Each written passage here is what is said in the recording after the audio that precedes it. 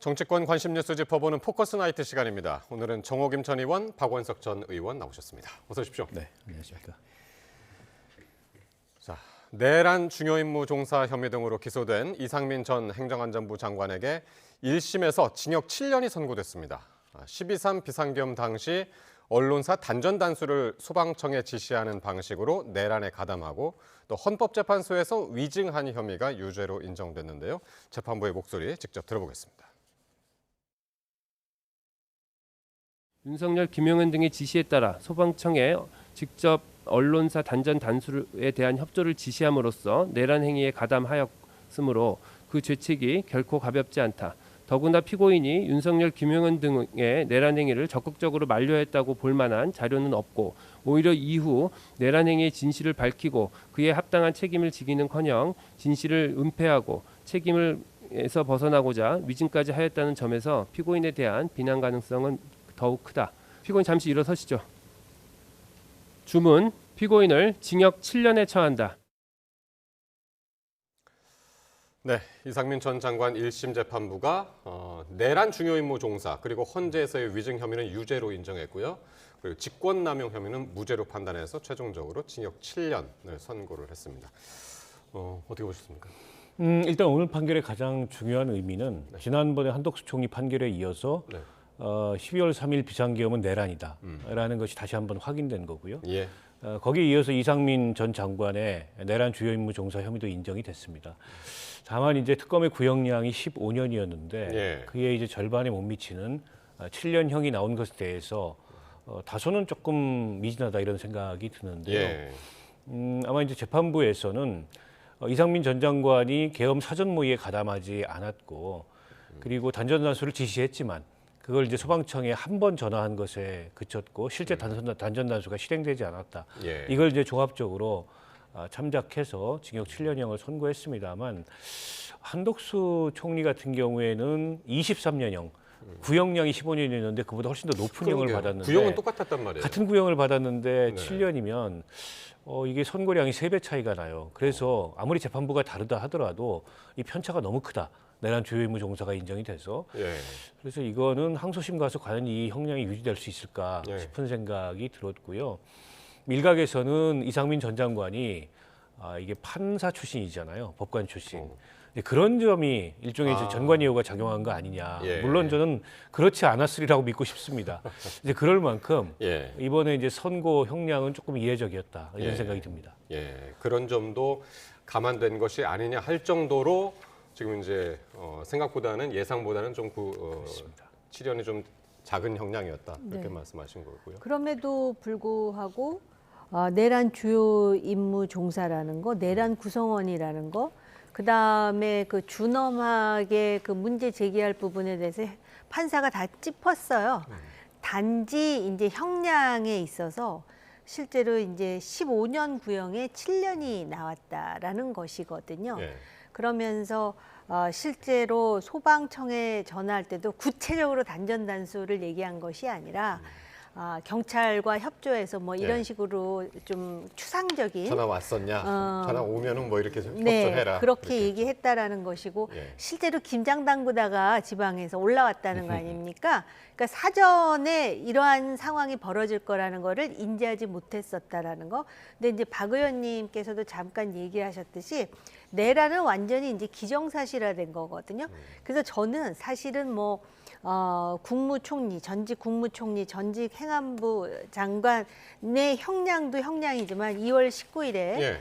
윤석열 전 대통령에 대해서 많은 강성 우파들이 내란이 아니다라고 주장하는 사람이 아직도 예. 있는데 예. 이미 재판부에서는 내란을 전제로 해서 이 사람들이 내란 주요 임무 종사자냐 구성원이냐 이렇게 얘기하는 걸로 봐서 윤석열 전 대통령은 이미 내란 우두머리로 지금 거의 정리가 된 게 아니냐라는 유추가 가능하다는 것이고 오히려 단지 이제 박 의원님하고 조금 달리 생각하는 거는 예. 총리가 23년 나왔지 않습니까? 네. 1심 선고가.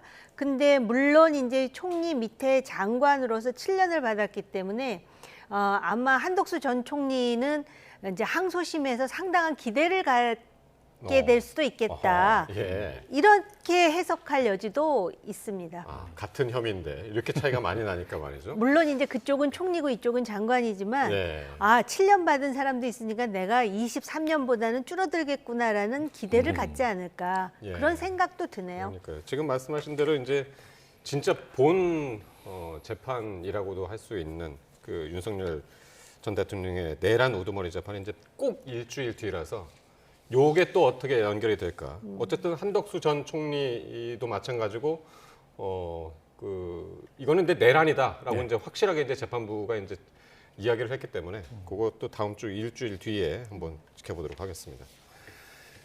자, 이재명 대통령이 정청래, 장동혁 여야 대표들과 청와대에서 하려던 오찬 모임이 취소가 됐습니다.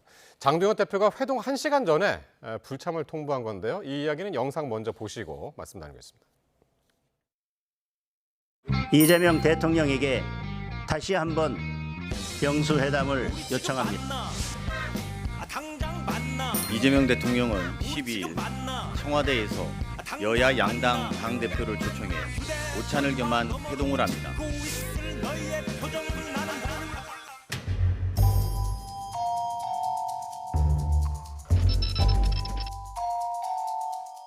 부부싸움하고 둘이 화해하겠다고 옆집 아저씨 불러놓는 꼴이라는 것을 한 손으로는 등 뒤에 칼을 숨기고 한 손으로 악수를 청하는 것에 대해서 응할 수는 없는 노릇입니다.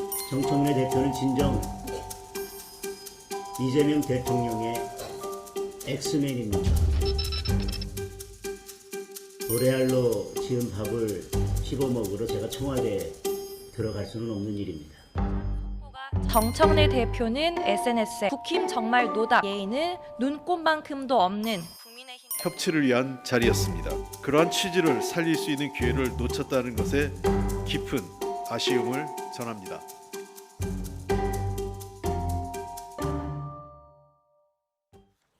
대통령과의 오찬은 12시였고요. 근데 1시간을 남겨놓고 장동혁 대표가 불참을 통보했습니다. 이유는 조금 전에 보신 것처럼 이유 중에 하나가 전날 여당이 법사위에서 일방적으로 재판소원법 등 3개 사법개혁 법안을 통과시켰다라는 거였는데 어쨌든 책임을 민주당에 돌리는 그런 발언이었죠. 근데 앞서 홍익표 그 정무수석도 얘기했듯이 아쉽고도 유감입니다. 장동혁 대표가 만약에 어제 밤에 법사위에서 법안 통과를 이유로 불참할 거였다면 어제 밤에 통보를 하든가 오늘 아침에 최고위원회 모두 발언에서도 참석을 얘기했는데 최고위원회 끝나고 나서 이제 불참으로 변경이 됐거든요. 예. 어떻게 보면 당 안팎의 강경론에 밀려가지고 모처럼 만에 대통령과 여야 대표가 만나서 의제의 제한 없이 예. 다양한 현안을 가지고 의견을 나눌 수 있는 자리를 스스로 걷어찼다는 건 제가 보기에 좀 판단 착오인 게 아닌가 싶어요. 그런데다가 장동혁 대표 얼마 전에 몸까지 해쳐가면서 단식 농성을 했는데 그 당시의 명분이 쌍특검 관철이었습니다. 네. 근데 대통령 면전에서 다시 한번 그 쌍특검 문제를 그 의제가 아직 끝난 게 아니고 국민의힘이 명목적으로 그 의제를 내려놓은 게 아닙니다. 그러면 그걸 요구할 수 있잖아요. 그리고 대통령하고 여야 대표 회담을 하면 다 이제 생중계를 방송에서 하는데 대통령 면전에서 그 얘기를 하는 게 과연 이렇게 그런 자리를 걷어차는 것보다 못한 거냐 그런 면에서 저는 굉장히 중대한 판단 착오를 했다고 보고요. 예. 일각에서는 뭐 전한길 씨를 비롯한 이런 이제 강경론을 주도한 유튜버들이 19일 날 윤석열 대통령 재판인데 지금 장동혁 대표가 청와대에 가는 게 맞느냐. 오늘 전한길이는 경찰에 출석하는데 대표는 청와대에 밥 먹으러 가는 게 맞느냐라는 등등의 그러네요. 오늘 같은 날에. 언사를 했다는데 그런 게 영향을 미치지 않았기를 바랍니다. 제1야당 대표의 판단에. 예. 그러나 일각에서는 그런 관측도 있고요. 야당이 싸울 땐 싸우고 대화할 땐 대화하고 또 견제할 땐 견제하고 협력할 땐 협력해야 되는데 지금 국민의힘의 모습은 그냥 그 맹목적적인 강경 일본도인 것 같아요. 근데 국민의힘이 의석이 충분하고 견제력이 충분한 그래서 국회에서 이 여당의 일방적인 법안 처리나 이걸 막을 수 있는 힘이 있다면 모르겠어요. 근데 그게 아니잖아요. 절대적인 열세 상황에 있기 때문에 네. 어떻게 보면 정치력을 가지고 그리고 국민 여론에 호소하는 방식으로 돌파해야 하는데 과연 이런 모습을 국민들이 지지할까요? 그런 면에서 오늘 저 판단 착오는 대단히 아쉽고 또 유감입니다. 예. 그러니까 장동혁 대표가 뭐 단독 회담이긴 하지만 요청을 했었잖아요. 만나자고. 근데 이제 그렇지 못했고 본인 스스로 이제 불참을 얘기했고 그래서 이제 민주당에서도 판을 깔아줘도 재주를 못 부린다라는 얘기가 나왔어요. 어떻게 보셨습니까? 진짜 판을 깔아줬는데 제주는커녕 그 판 위에 올라가지도 않는 형국이 돼버리고 말았고요. 향후에 대통령 임기 동안 대통령이 단 한 차례도 영수회담을 안 해도 할 말이 없는 상황을 야당 대표가 지금 만들었고요. 그다음에 그 지금 문제 제기는 박원석 의원님의 말씀에 뭐 하나 더 할 것도 뺄 것도 없습니다. 특히 전환길 씨의 눈물과 그런 어떤 읍소가 먹힌 거 아니냐라는 그런 추정까지 하게 만들므로써 예. 지금 장동혁 지도부가 그렇지 않아도 그 대구에 가서 네. 서문시장에서 상인들로부터 많은 원성을 들었는데 많이도 안 모였다고 지금 그러죠. 뭐 민생도 별로 챙기는 것 같지도 않고 그다음에 지금 그 이유로 들고 있는 사법개혁 법안 있잖아요. 이거야말로 매우 심각한 여당의 농단이라고 할 수가 있습니다. 근데 이거에 대한 문제 제기도 사실은 타이밍상 그러면 어제 저녁에 하든지 오늘 아침에 판을 뒤집어 엎든지를 하지 않고 오늘은 다 갈 것처럼 얘기하다가 최고위원 몇 명이 그렇게 하니까는 밥을 12시에 먹기로 했는데 1시간 전에 지금 통보를 했다라는 거 아니에요. 그러니까 도대체 이거는 전략이 있는 것인지 아니면 기본적으로 심지어는 어떤 사람들은 그냥 바보 아니냐라는 말까지 할 정도로 예. 지금 그런 얘기를 들어도 반박도 못할 상황을 만들어버렸습니다. 이렇게 함으로써 지금 대통령은 오히려 밥 먹은 거 이상으로 다 챙겨 가진 거예요. 예. 그런데다가 뭐 그 합당 문제로 정청래 대표하고 그렇게 웃으면서 밥 먹고 싶었겠습니까? 그런데 아주 안 먹어도 되는 상황을 장동혁 대표가 오히려 만들어준 형국이 돼버렸죠. 예. 두 분 다 이제 잘못된 판단이었다, 판단 착오다 그렇게 이제 말씀하셨는데, 근데 이제 정청래 대표로서도 이제 최근에 이제 리더십 위기에서 오늘이 참 좋은 기회가 아니었나 싶은데 청와대에서는 그럼 두 분이라도 만나지라고 그랬더니 큰 의미 없다. 장동혁 대표가 이제 없는 상황에서 둘이 만나는 건 큰 의미 없다. 그러면서 이제 전면 취소를 했단 말이에요. 아니 그 관계는 언제든지 만날 수 있잖아요. 네. 비공개로도 만날 수 있는 거고 다양한 방식의 소통 채널도 가동이 되고 있기 때문에 굳이 야당 대표가 판을 깬 마당에 그러면 야당 대표 빼고 우리끼리 만나서 얘기하자라면은 오히려 여당의 독주하는 모습만 보여줄 뿐이기 때문에 그건 저는 대통령실의 판단이 맞다고 봅니다. 네. 그 만남은 그냥 다른 그 방식을 통해서 예. 다른 계기에 하면 되는 거고요. 아마 대통령으로서는 지금 그 대미 무역투자법이 가장 시급한 현안이기도 하고 그리고 지금 이 이제 광역행정 통합 문제도 있지 않습니까? 그거는 이제 야당의 협조가 네. 필요하고 또 야당이 함께 그 법안 처리에 참여함으로써 이게 이제 뭐 그 뭐랄까요 좀 초당적으로 협력하는 모습을 보였어야 되는데 예. 근데 이 시급한 현안에 있어서 또 여당이 법안을 일방적으로 처리하는 모양새도 그렇고 또 지금 대미투자 특별법 관련해서는 노골적인 지금 미국에서의 그에 대한 지금 문제 제기와 뭐 이런 것들이 들어오고 있지 않습니까? 예. 근데 이게 이제 국익이 걸린 문제를 빨리 해결해야 되는데 예. 야당이 저런 모습을 보이는 게 과연 국민들로부터 좋은 평가를 받을까? 예. 그 점을 저는 국민의힘이 생각해봐야 된다고 봅니다. 그러니까요. 뭐 밥 한 번 안 먹는 거는 뭐 그럴 수도 있지만 그걸로 인한 파장. 국회가 지금 이제 반쪽으로만 오늘 열렸었잖아요.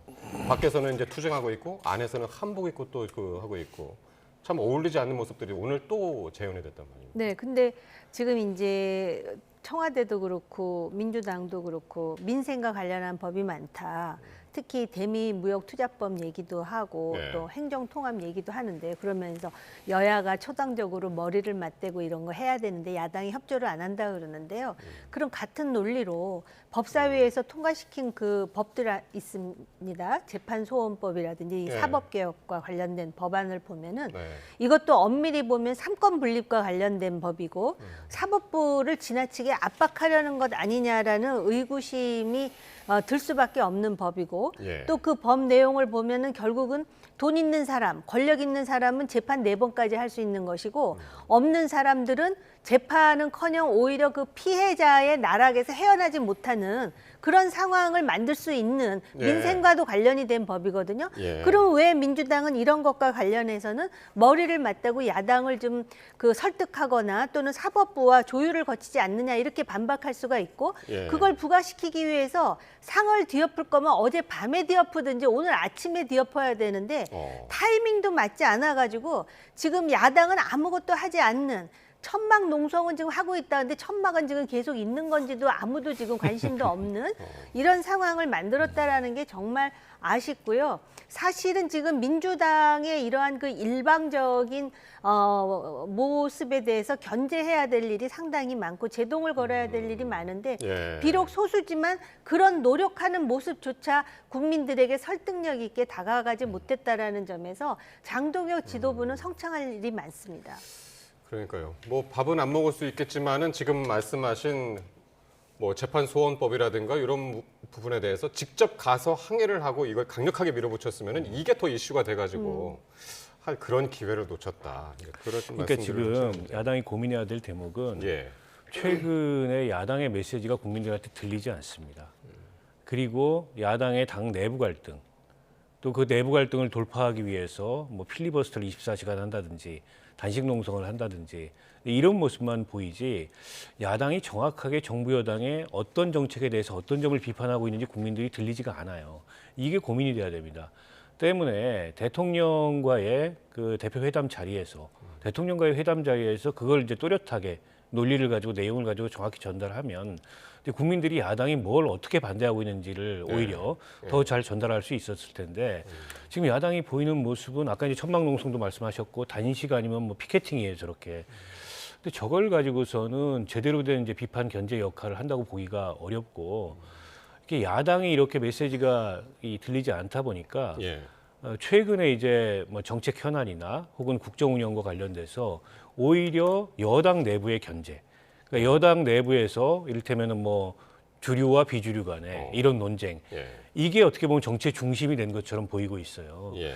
이거는 아주 근본적으로 구조적으로 야당한테 굉장히 위기 상황이에요. 장동혁 대표가 이런 어떤 위기 상황에 대한 인지를 못하는 건지 아니면 이걸 헤쳐나갈 리더십이 없는 건지 예. 계속 똑같은 모습만 보이고 있습니다. 네. 두 분 다 이제 너무 아쉬워하는 그런 말씀들을 야당 쪽에 지금 이제 조언 형식을 빌어서 이제 말씀을 하셨습니다.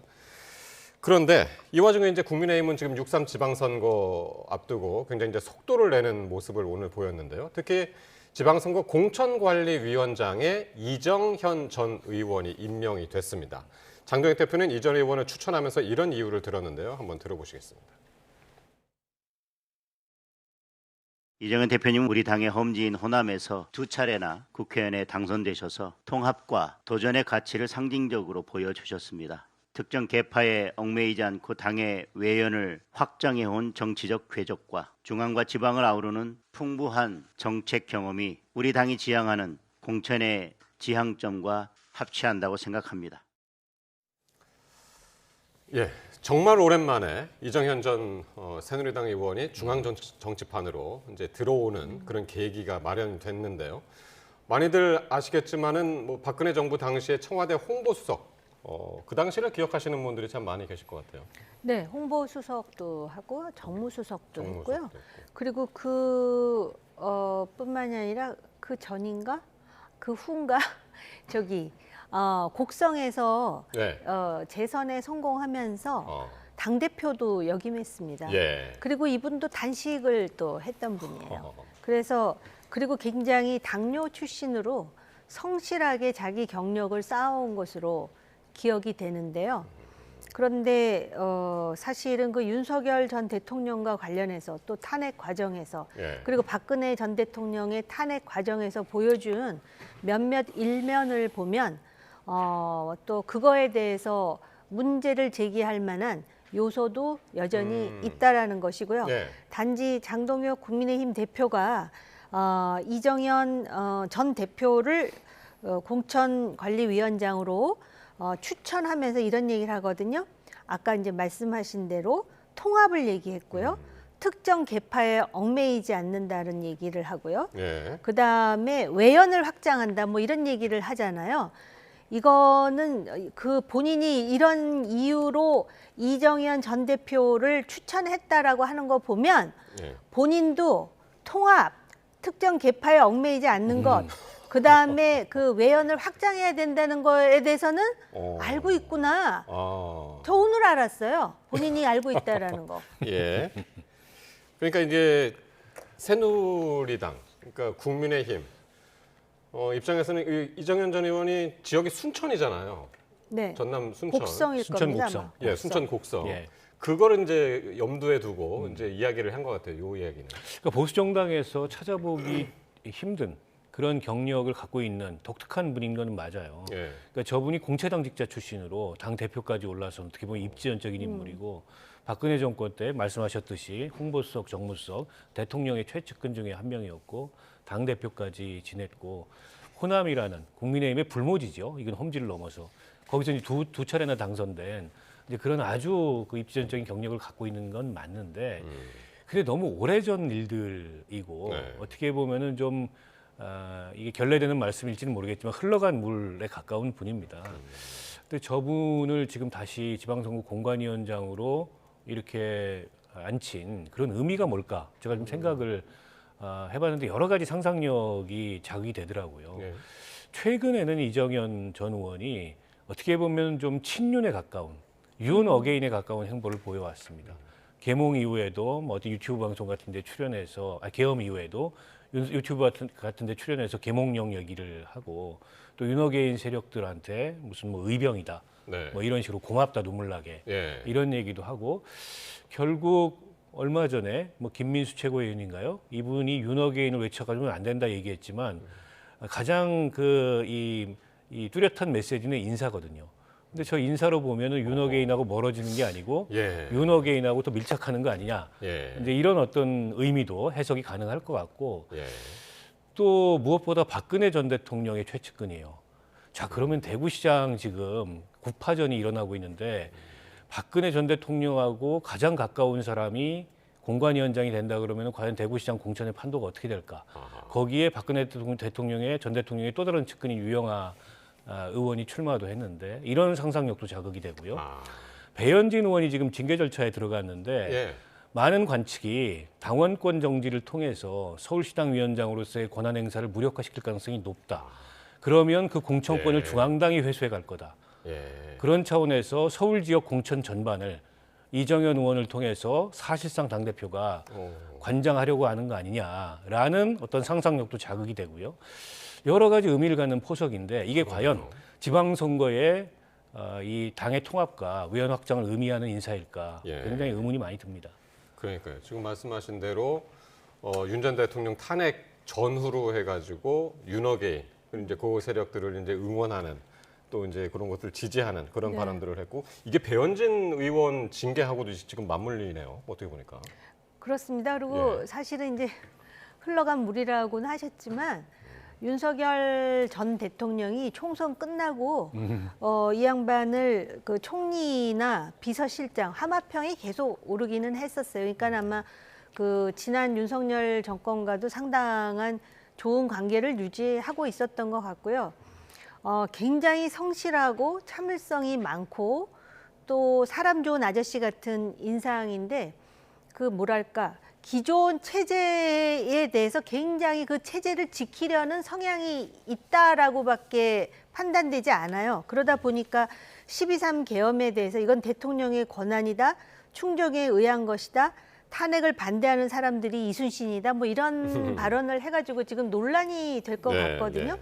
그런데 본인의 그 당뇨에서부터 그 당 대표가 되는 과정 그리고 그동안의 많은 당 경력을 볼 때 당이 어떻게 가야 될지에 대한 방향성을 진짜 갖고 있다면 요번에 지방선거가 어떤 의미인지 본인은 충분히 자각하고 남을 것 같거든요.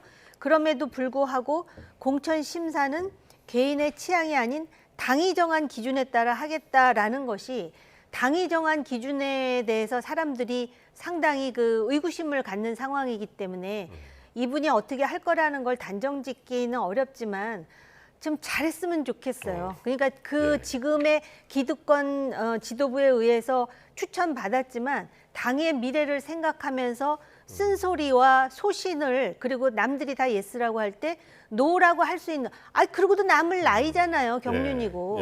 그걸 했었으면 좋겠는데 어떨지는 모르겠습니다. 그러니까요. 지금까지의 행보가 너무 우려스럽기 때문에 공천위원장으로서 이제 어떻게 행보를 할까 이런 얘기들은 좀 우려를 섞이게 하지만은 어쨌든 기대를 해보자. 제대로 된 일을 한번 하는 것으로 기대를 하자라는 말씀이셨고요.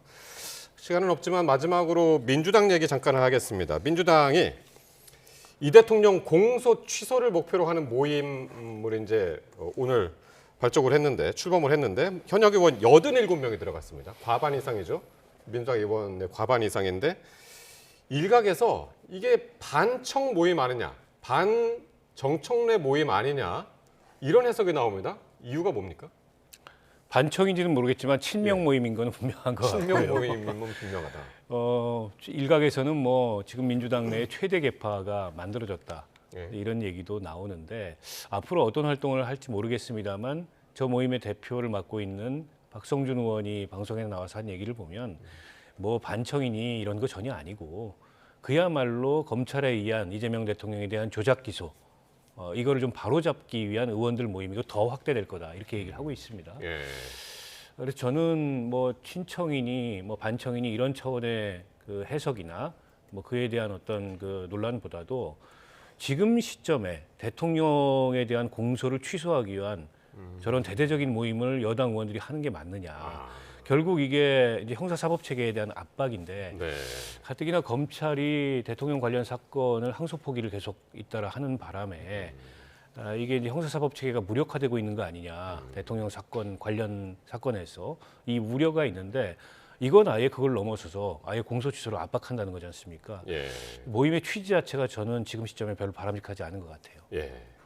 그러니까 뭐 친명, 반청 뭐 이런 것도 중요하지만은 지금 이게 맞느냐 공소 취소 모임 자체가 좀 본질적인 이야기를 하신 건데. 저는 오히려 외국의 국회의원들이나 정치인들한테 대한민국의 여당에 대통령을 위한 공소 취소 추진 모임이 있다라고 창피해서 말 못할 것 같습니다. 아니 예. 그동안 그 기소와 관련해서 늘 억울하다라는 게 기본 입장이잖아요. 그럼 재판이 됐든 뭐 하든 당당하게 임해가지고 그게 억울한 일이라는 거를 오히려 떳떳하게 증명하는 것이 맞지 않습니까? 대한민국의 국회의원 한 사람이 헌법기관이요 입법기관인데 민생이 그렇게 중요하다 그러면서 이런 모임으로 최대 계파를 만든다라는 것 자체가 도저히 아무리 힘이 세고 권력이 거기 집중됐다 하더라도 말을 안 할 수가 없는 상황이고요. 그다음에 또 그 지금 모든 분위기를 보면 지금 항소 포기도 그렇고요. 그 전례를 만든 것도 그렇고요. 조금 전에 그 무슨 뭐 사법부 개혁이라 그래갖고 재판 소원, 대법관 증언 그러면 거기에 더해서 지금 이 국회의원들의 공소 취소 추진 모임 이거 다 대통령의 사법 리스크를 지금 제거하려고 하는 일련의 행동들 아니냐라고 합리적 의심을 할 수 있는 것 아니겠습니까? 예. 뿐만이 아니라 더 흥미로운 거는요. 일각에서 반청 모임이라고 하잖아요. 그런데 박수현 수석 대변인과 한민수 의원이 신청을 했다는 거예요. 그런데 신청을 한 것도 참 조금 우스웠거든요. 근데 마감 시한이 지났다는 이유로 명단에서 빠졌다 그래서 정말 대가를 했습니다. 이게 얼마나 웃기는 일입니까? 그래서 반청 모임 아니냐 이제 그게 더 이제 부각이 되는 것 같은데. 자, 어쨌든 결국에는 이제 지금 그 말씀하시려는 것 중에 하나가 이제 국민의힘이 이런 것들을 다 지적하고 나가야 되는데 지금 그 역할들을 못 하고 있다. 그걸 말씀하시고 싶었었던 것 같은데. 그렇죠. 만만하니까요. 네. 이런 일들이 자행되는 겁니다. 알겠습니다. 오늘 여기까지 듣겠습니다. 지금까지 정호김 전 의원, 박원석 전 의원과 함께했습니다. 두 분 고맙습니다. 감사합니다.